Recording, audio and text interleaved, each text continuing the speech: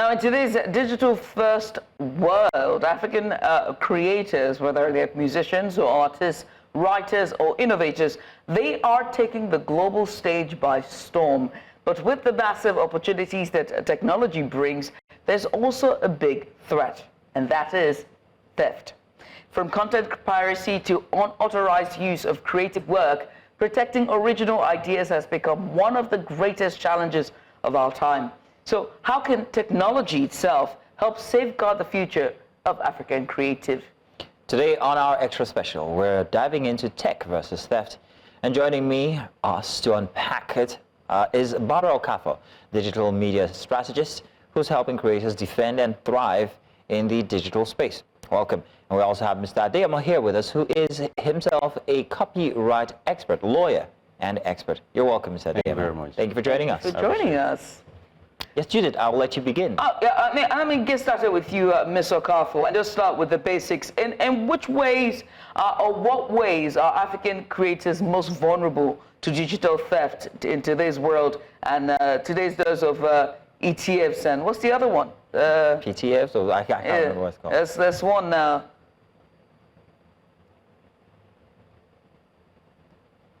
Go ahead, Barbara. Okay, so as you rightly put in the beginning, so tech is an enabler and in a good way. So gone are the days where creators need like an agency or someone to be a middleman to get them to, have work opportunities globally or have their work recognized globally. But the same way they have these opportunities are the same way that it comes with a magnitude of responsibilities of protecting, their copyright and their work. The thing about it is that our creative work goes viral quicker than our laws are there to protect the work we have.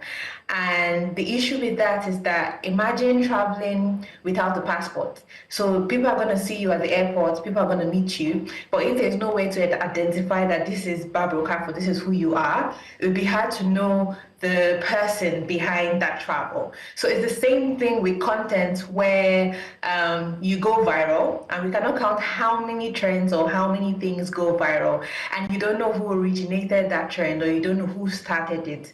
So that is the kind of vulnerability that creators have in this our digital age where things travel faster than you can even imagine. So if you are not proactively copywriting these things and meta tagging them, which we'll go into, I'm sure, later, you are going to have some of your work not protected or some of your work claimed by people who did not originate it, or even have the risk of never getting the accolades or opportunities that you might have gotten if people know you were the originator of that content.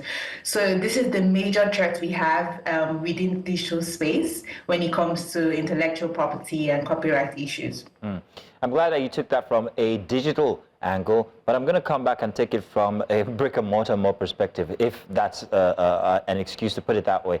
But Mr. Adeyemo here with us in the studio is a copyright lawyer, and first of all, it's a very rare thing to see copyright lawyers. You guys are not all over the place, but tell us how far copyright goes when it comes to digital content, digital ownership, digital intellect here in Nigeria. Are there actual laws guiding it? Okay, currently there's no actual law guiding like digital space, because the fact that things are changing. Before it used to be traditional means of creating.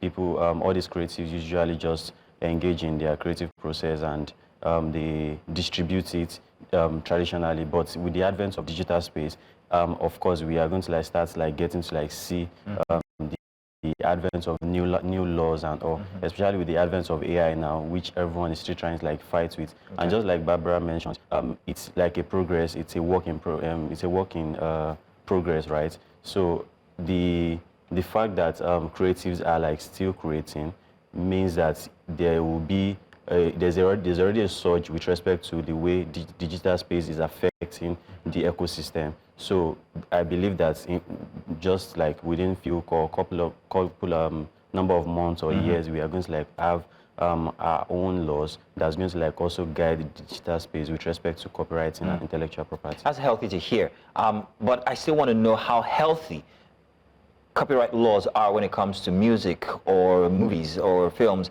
How healthy is it in Nigeria currently? Because as we move into the digital space, I'd like to be very confident that, oh, they've got that handle when it comes to music and all the rest kinds of expressions, and digital shouldn't be a problem. All right, so you as a creative, because you've created a particular work, you automatically have the absolute ownership to that particular work, and that is, you don't even have to like go ahead to like copyright it officially with the copyright, the Nigerian Commission, Copyright Commission, before you have absolute ownership to that particular work. However, with the advent of digital space, because like our works are going across borders, so there's a kind of glitch with respect to how it is very easy, it is very vulnerable for like intellectual properties to be infringed on, right? So, but I believe there are like conventions that it seeks to protect all that, like the Benin Convention, which seeks to protect that, okay, with respect to like different countries that are subscribed to this particular convention, any work that is copyrighted or that is created in a particular member state is going to be protected in all the other states. So you as a creative, the moment you create a work, you are already protected. That particular work is already protected. You have the absolute ownership and you can claim it anywhere in the world. An ever-changing world we're living in, Barbara, and it's fast evolving with technology and new trends and just the way we are consuming data so much. And what has happened is, as much as we have shrunk as a global village, it's also expanded in a number of things. And so there are still gaps, big gaps in legislation, or rather in litigation and laws as it pertains, creatives, digital creators. But then, are there apps that digital creators can use in the meantime to protect their work and their creativity from being exploited or used without their consent? There are a couple of tools that you can use, and a lot of people use these tools every day, but they just don't know how or to what extent they can use that to protect themselves. So metadata tagging has been there for the longest time, and you can, embed meta and data manually into your work. So photographers do this when you see pictures, you see photo by Zainab or photo by Aisha, things like that. And for videos, you can embed, timestamps of when you actually created that in your video. There are hidden cues here and there you can hide in your video text. And there are some apps like Adobe Lightroom that have more advanced meta tagging and metadata embedment for your work. You can watermark and you can track your content, add like content trackers to your content as well. And there's this new thing about blockchain proof where you can ascribe, your name to it on the and like host it on the blockchain, which is still evolving, definitely. But for creators who are just starting out, who, don't have the extensive knowledge or idea of how to go about embedding these things and how to use, embedding it on YouTube and copyrighting and things like that, they can use Canva.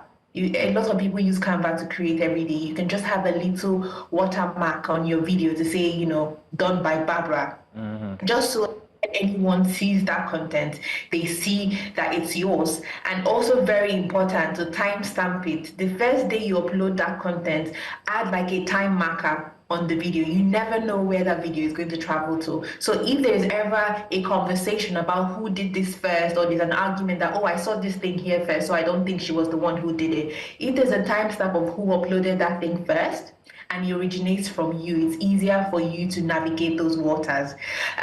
So for me, beyond the apps that are available to creators, the first thing is awareness.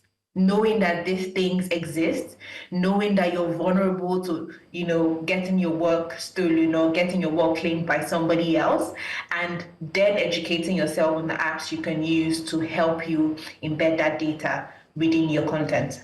And how about music then? Because there are creators, TikTok for one, is one. Every single time there's a viral music going on, there's some person who's mashed up music. I feel like music have blurred the lines between where it's sampling to completely rip off and even, sample covers. What about music? Let me also amplify that question here. Let's take a case scenario here, Barbara. I don't know if you remember Michael Jagger, the Gwagwagwanga crooner. This was kind of like a bridge. Digital met, well, traditional music. And in this case, a creator actually used someone's music from long ago. It blew up. What responsibility was owed the original crooner of this track, and what challenges therein lie when it comes to, I'm going to ask Mr. Adeyemo this, when it comes to copyright infringements. Barbara, you go first. Okay, so for music trends, as Mr. Adeyemo said, the good thing about it is that technology is catching up. So technology is very reactive, unfortunately, at the moment when it comes to like copyright issues and claims. They don't put, not, I won't say they don't protect you outright, but it's more reactive than it is proactive. But for an app like TikTok that you mentioned, these days when you see samples and covers done by other people, if you click on the sound, you will see the originator of that sound, except the creator lifts the sound and adds it to their content of the TikTok app. So you see them as the originator, which is the, the gray area for people who want to leave this content as theirs. But if you are joining the bigger trend and the larger trend from the originator's video, when you go on TikTok, you can now see, originator and see the first video that was ever uploaded on the app and who uploaded that video, which is a great way of, giving people attributions for big trends like that. But for trends where music, Oh, we seem to have lost connection there right at the cusp of it. Barbara, we're hoping that we can get you back. Meanwhile, let's shift over to Kabir Adeyemo here in the studio regarding copyright and the gray areas like she's just noted as it transcends from traditional media to digital. All right, so just like she mentioned, right, I'm just going to in corroboration to what she's saying. Many creators don't even know how much of rights they have. For instance, now there are different TikTok trends that maybe someone just making a video, like typical example is the Sopeporo that's trending right now. So it's easier for a musician to just extract that part and put it on their own, on their song or something. But to that particular person that created the video, she doesn't probably know her own right to that particular song. She doesn't know that, okay, this particular voice of mine that they are using in this music, we see that a lot. They become memes and all of that. So many don't know, right? So they don't know that they have the right to that particular extracted voice, material, image, likeness that another person is using, because it is an infringement to their work, to an infringement to their image, to their likeness, to their privacy. Because I myself, I created a video, I might not want my video or my voice to be used in some certain ways or in a particular music. So I have the right, I have the full right to control how it is used. So we have a lot of that where they will just extract a particular voice of someone and put it on music. Also, the advent of digital space is also making it very easy for musicians to thrive, because as much as we are saying that, okay, there are maybe a couple of challenges, there are also the benefits to it. The advent of AI is making everything very, very hard for our musicians because of the way. I'm glad you're bringing up AI, because I feel like if AI was around, or this advanced model of AI was around during the early 2000s, when Kanye West put out his debut album, where we saw Selena Johnson redoing All Falls Down that could have been Lauryn Hill. I wonder if you would have used AI to do a deepfake of Lauryn Hill's voice. And we saw that what caused the biggest rap feud in modern day history between Drake and Kendrick Lamar, where Drake used Tupac's voice, deepfake. And really, that as well, if you put that into the context, someone likes my voice, I don't consent to it, they decide to run my voice through an AI and then use it for, I don't know, the biggest bank in Africa for their ad. Where is the laws to protect me? Yeah, there are laws. The law is actually very glaring, even though the AI that is used is not copyrightable. But the fact that you used my image and likeness, I can bring an action against you. But would I have to prove that first? So you have to prove it in such a way that, okay, my image was used, so it's glaring that it's my image. To a reasonable man, they've seen your own work and they can see my image there, even though maybe it's AI or it's AI. So the fact that I came outside to mention that, no, that's not me. Someone just is trying to infringe on my image, my likeness and all. And I think there's even one of the laws that's that has been enacted with respect to AI now is in United States. One, the States of Tennessee or something, the act is Elvis Act. So that act seeks to like protect the image and likeness of like personalities, that you cannot use someone's image, likeness, or name without their consent.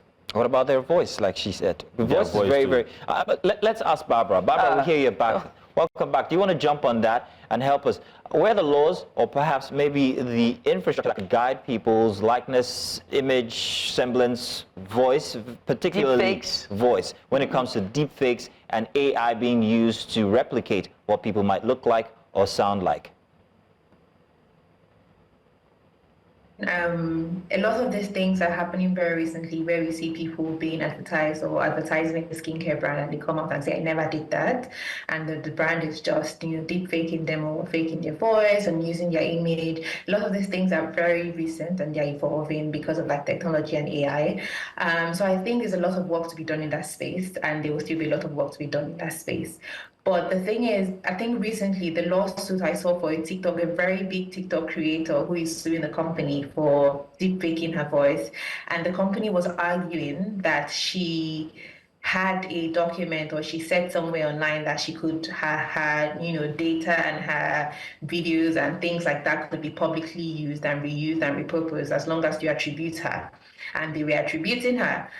But that is, to me, that was such a bizarre claim and such a loophole. I'm not a lawyer, so I don't know how that would fly in court.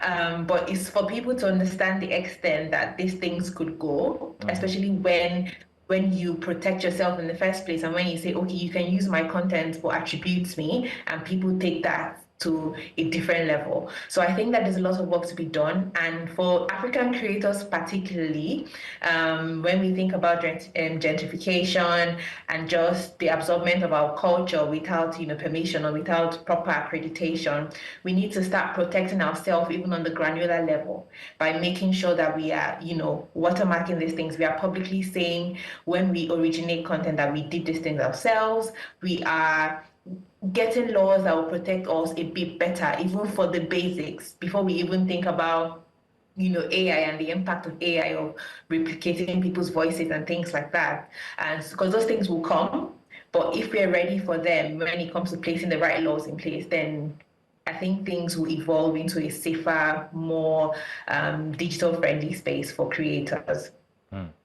Adeyemo, do you want to add to that, especially when it comes to the case of gentrification? Yeah, so with respect to, sorry, I didn't exactly get that part that she mentioned. She was saying that AI is, although it's fast coming, there's still a bit more time, for that technology to develop, and there are still more gaps between then and now, and even though the laws are evolving. But let me further add to that. Well, caveats sort most of the challenges. If I said, like she had just noted, where the lady had noted that you can use any of my works, as long as you attribute me to them. Will the caveats sort everything if I say, okay, no, I would not allow for this to happen? Under every single maybe post or material that I put out there on digital media, would that sort everything out? Yes. Because just by saying it, I don't need any signed documents or anything. You can just say it out, but of course, you still need some form of enforcement, because it's easier for you to dispute or to disclaim some certain things that, oh, you are not the one that did this. However, those people that are distributing the materials might not want to stop. So you might want to go forward to do some sort of enforcement in court by applying to get an anti-pillar injunction. So the injunction is to restrict those people that are sharing your image, your likeness, and to also clamp down on maybe some physical copies of those materials that they have. So in a case where I do go to court and have all of these documentation and all, and somebody does use my semblance or voice, what do they owe me? Would I be given some compensation if they earned money from the material that they took from me and used?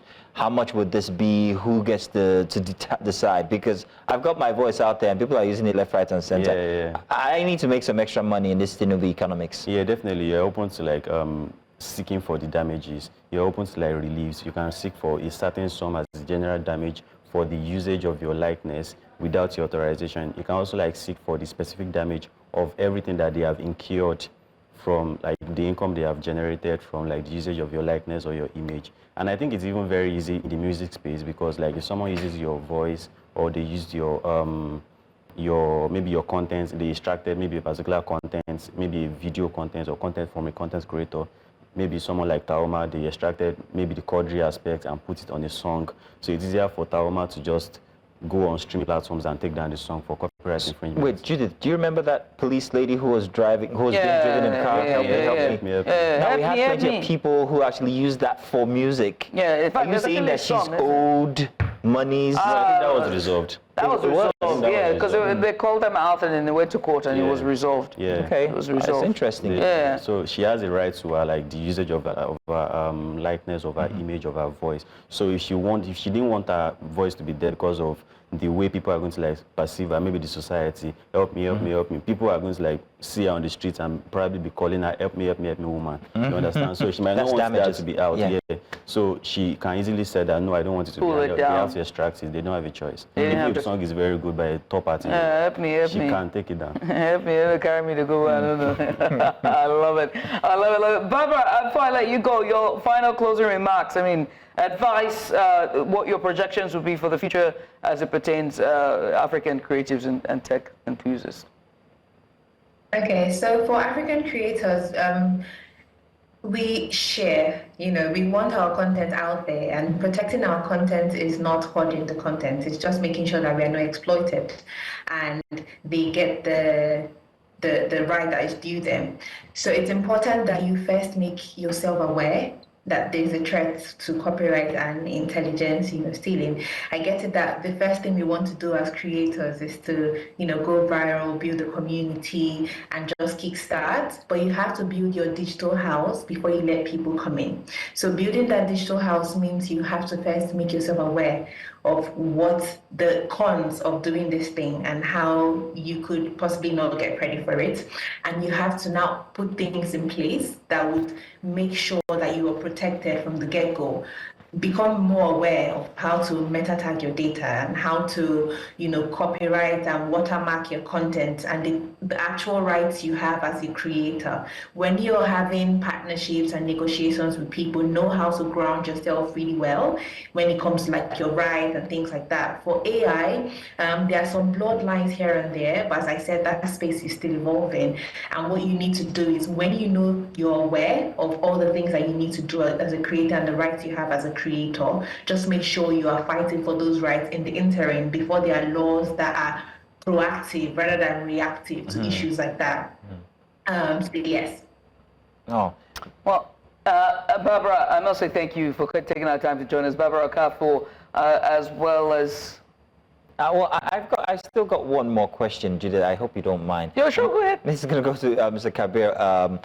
Kabir, as Barbara has just noted regarding proactive laws, are there any that are on ground currently, because you're in that space, that are on ground currently to attend to the issues that creators face when it comes to intellectual property? All right, the Copyright Act is actually very open to everyone to see. They can check online and you can get legal advisories. So the Copyright Act specifically states that, okay, the owner of this particular work is going to enjoy these rights for a particular period of time. Maybe for the music aspect now, you are going to be the copyright owner of that particular music that you create for the lifetime, and even 70 years after the person dies. 70 years, 70.